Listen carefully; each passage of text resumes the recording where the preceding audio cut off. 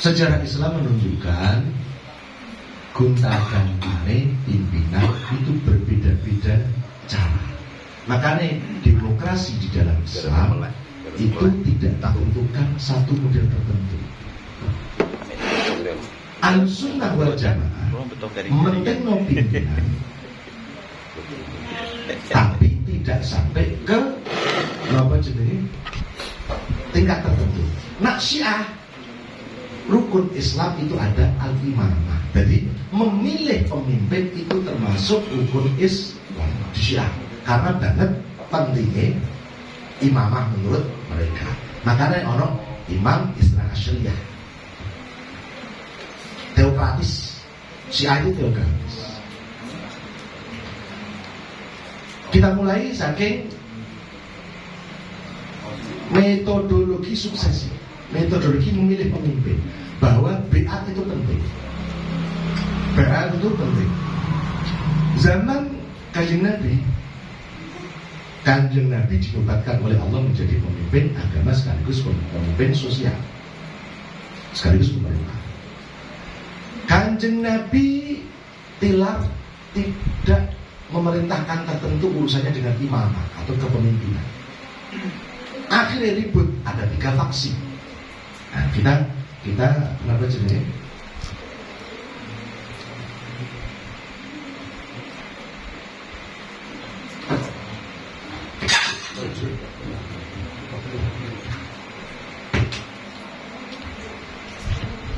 Sayyidina Abu Bakar.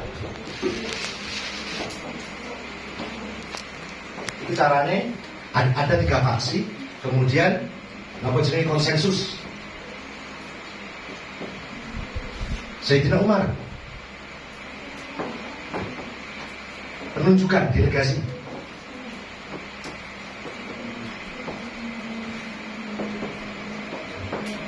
Sayyidina Utsman ahlul hal wal aqdi atau ahwal. Sayyidina Ali pemilihan umum, pemilu. Terus baru selanjutnya Muawiyah mulai kekhalifahan ya, atau kerajaan, saltonah, kerajaan.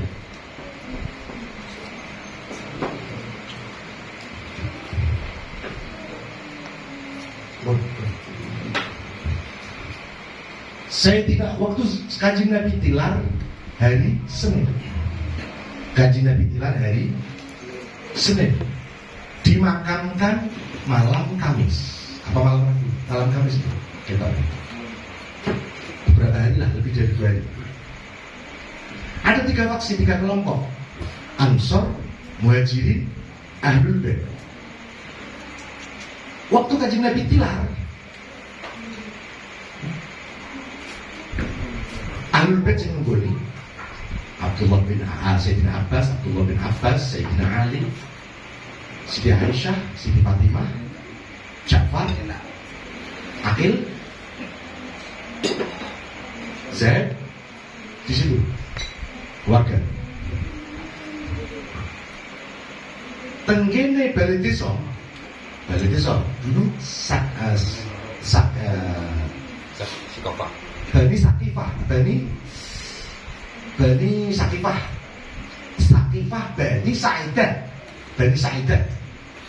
Sakifah, Bani Sa'idah, gampangannya ruang pertemuan. Sakifah ruang pertemuan, Bani Sa'idah.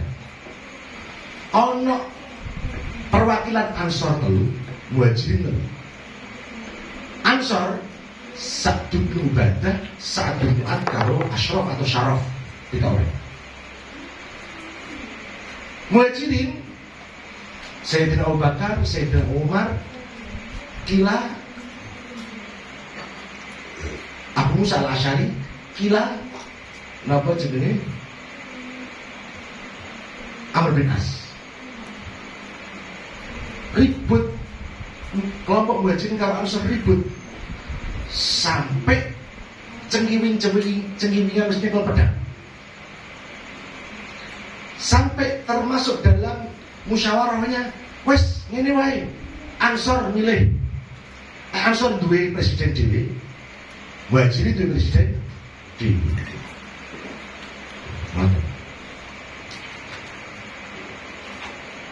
Meh ribut, akhirnya muncul dari Sayyidina Umar.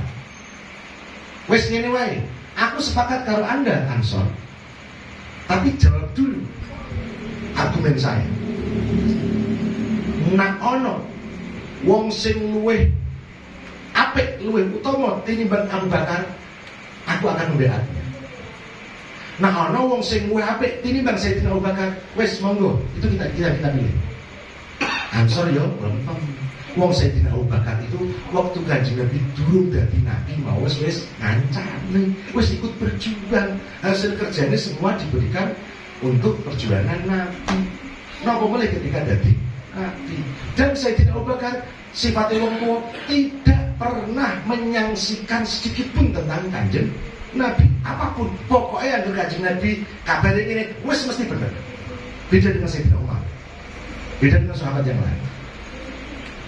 Sayyidina Abu Bakar tidak pernah terlintas sedikit pun mamang karo Kanjeng Nabi. Sampai pengendikannya Sayyidina Abu Bakar sering, apa meneh kok bodoh, awakku, keluargaku tak wehno Kanjeng Nabi kabeh. Sampai anakku yang paling kecil pun saya atur nang Kanjeng Nabi nak kersa monggo lucu. Lan Sayyidina Abu Bakar iku duwe 10 wehno, 10 entek. Sebusan bodoh soal cerita di Terus kemudian Sayyidina Abu Bakar ke Sayyidina Umar. Sayyidina Abu Bakar kira-kira 4 tahun. Perjuangan utamanya ngurusi wong murtad, menata keimanan dan urusan pemerintahan sing dasar. Turun ke Sayyidina Umar menunjukkan ketika orang diracun dan lain-lain lah. Engkau sing ganti aku Sayyidina Umar. Akhirnya disepakati kasih. Nah, proses musik balik begini saya jawab. Ketika Ansor dan Muhajirin sepakat, semuanya membeat Sayyidina Abu Bakar. Tapi Ahlul Bait belum. Utamanya Siti Fatimah dalam hidupnya tidak sempat menerima kepemimpinan Sayyidina Abu Bakar. Karena beat, kesetiaan ataupun menerima kepemimpinan seseorang itu penting untuk ben pimpinan iku gawe hukum iku cara agama dibenarkan. Pentingnya beat itu. Siti Fatimah adalah orang yang keluarga yang paling cepat menyusul Kanjeng Nabi, makanya jaraknya 2 bulan. Siti Fatimah orang beat, orang cocok karo kepemimpinan. Istilahnya orang sampai memilih lah, golput. Sayyidina Ali tidak juga, bujuku orang milih, aku ya orang. Tapi ketika Siti Fatimah bilang, baru Sayyidina Ali bid'at atau menerima kepemimpinan Sayyidina Abu Bakar. Karena di dalam Ahlul Bait ada yang mengatakan seharusnya yang mengganti Kanjeng Nabi ada Ahlul Bait, utamanya Sayyidina Ali. Wis dia seorang ngoten-ngoten itu, termasuk sing ngompori pertama kali jane sing dari Kanjeng Nabi kuwe kali iku Sayyidina Umar. Ya hal yang lucu nanti ketika Sayyidina Ali jadi presiden kok malah rebutan karo Sayyidina Muawiyah. Ya iku ceritane dunya ngoten niku awit biyen ngoten niku wis biasa. Wong sampeyan sahabat dhewe mek paten-patenan cekiwen pedang wis dicekel. Terus Sayyidina Abu Bakar ke Sayyidina Umar penunjukan. Sayyidina Umar ke Sayyidina Utsman menunjuk 8 orang, 8 kayaknya. Kamu, si A, si B, si C mesti gawe daftarnya. Setelah saya meninggal nanti, ini harus menjadi awal untuk memilih khalifah selanjutnya. Oke, istilah khalifah. Karena Wa'irqa orang bukan dimana ketika itu fil khalifah. Kata khalifah atau istakhlafu di dalam hadis itu akhirnya Sayyidina Abu Bakar ini kepemimpinannya namanya disebut Khalifatu Rasulillah. Khalifatu Rasulullah penggantine Kanjeng Nabi. Ora wani khalifatullah. Nah Kanjeng Nabi khalifatullah karena menggantikan Nabi Adam, khalifatullah fil ardi. Nah Sayyidina Abu Bakar khalifatul Rasulillah. Berpindah tenggene Sayyidina Umar. Sayyidina Umar mau khalifatul Rasulullah gak wani ganti Kanjeng Nabi ora level. Gak wani. Akhirnya diturunkan menjadi Amirul Antum Mukminun wa ana Amirukum. Akhirnya jadi Amirul Mukminin. Mulai Sayyidina Umar, Sayyidina Utsman, Sayyidina Ali Amirul Mukminin. Baru nanti Sayyidina Muawiyah baru khalifah. Lagi kembali ke khalifah kembali. Khalifah tapi dalam bentuk saltanah kerajaan. Karena turun-temurun. Sayyidina Utsman meninggal dibunuh oleh orang Mesir, dijaga oleh bodyguard Sayyidina Hasan, Sayyidina Husain, Syekh Brojol. Akhirnya terbunuh waktu maca Quran. Kemudian Sayyidina Ali langsung dinobatkan oleh khalayak rame orang demo waktu itu. Terus kemudian baiat sama Sayyidina Ali. Sayyidina Ali berarti lewat pemilihan umum. Nah, pemilihan umum awal zaman Yahya ini itu tetap ono satu juga ono kampret karo Eko.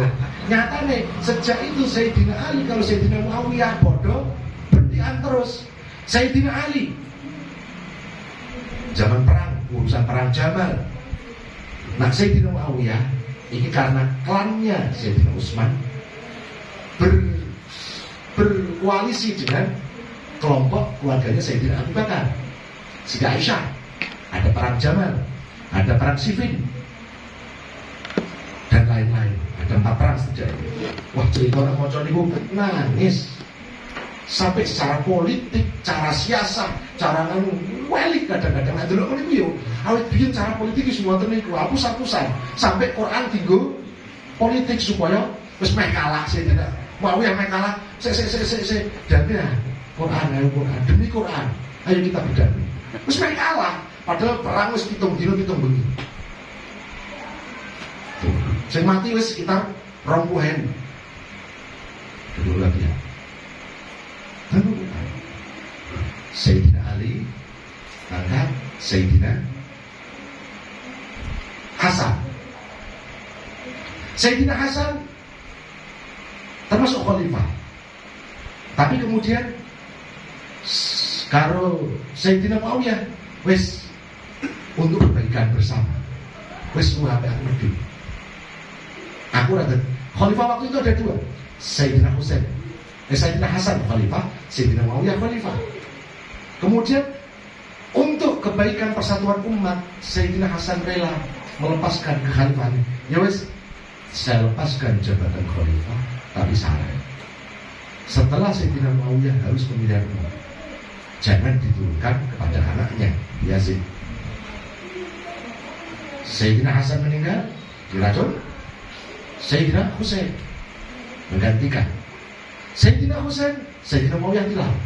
Sehingga ada Sayyidina Husain, Sayyidina Yazid. Perang Sayyidina Husain orang terima. Itu harusnya dikembalikan ke umat, pemilihan umum. Karena yang punya kedaulatan adalah umat. Akhirnya perang, kemudian golek-golek berkoalisi akan menuju ke Iran. Di Karbala meninggal 40, keluarganya meninggal di cuman 100 piro lawan 3.000 ya kalah mati lagi. Iya ini sempat dikolah harus ngeri pokoknya. Terus Yazid, setelah Yazid turun-temurun. Nah, Yazid itu berarti klannya. Makanya sebutannya setelah Khulafaur Rasyidin 4 khalifah ada nyela-nyela sedikit Sayyidina Hasan, Sayyidina Husain. Kemudian dilanjutkan kekhalifahan itu dilanjutkan Bani Umayyah. Karena Muawiyah itu bin Abi Sufyan. Bin Abi Sufyan bin Harb bin Mu'ab bin Umayyah. Makanya Bani Umayyah. Bani Umayyah, Muawiyah, Yazid dan seterusnya. Sayyidina Muawiyah, Abu Sufyan itu adalah 3 pimpinan Quraisy. Orang ketiga dari pimpinan Quraisy, Abu Jahal pertama, kedua Abu Lahab, ketiga Abu Sufyan. Ketika perang, Badar, Abu Sufyan tidak ikut adalah pas dagang karena memang pas dia dagang, ya perang Badar 2 orang ini meninggal. Akhirnya diganti Abu Sufyan. Abu Sufyan tidak Islam sampai Fathu Makkah, berarti 9 Hijriah, sampai dengan Sayyidina Abbas, paman Kanjeng Nabi.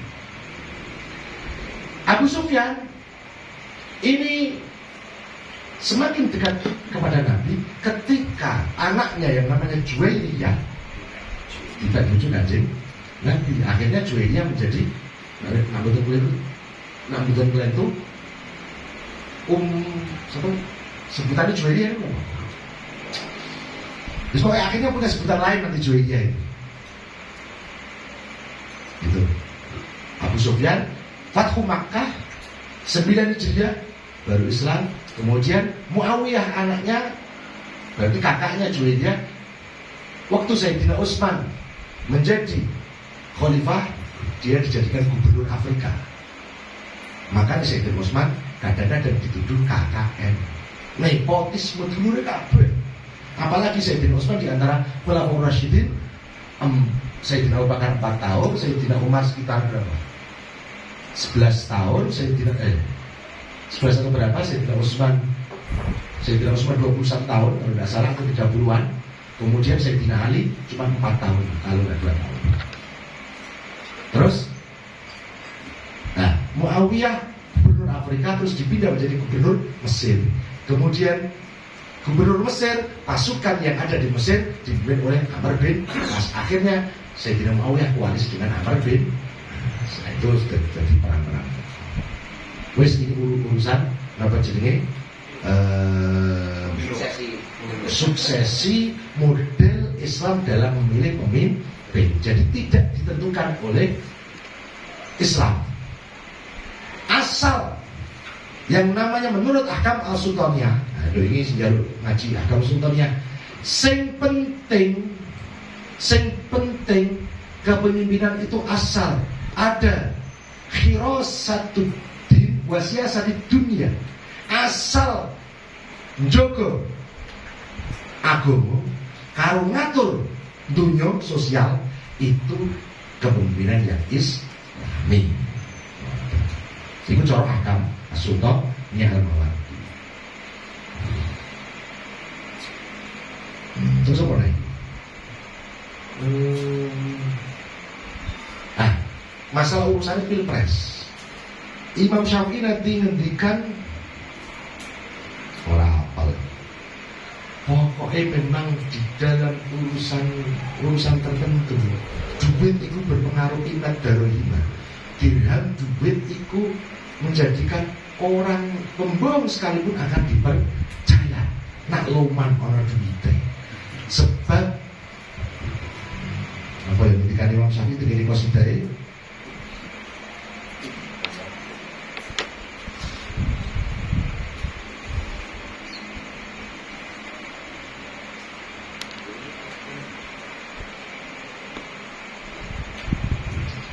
Qasidahnya Imam Syafi'i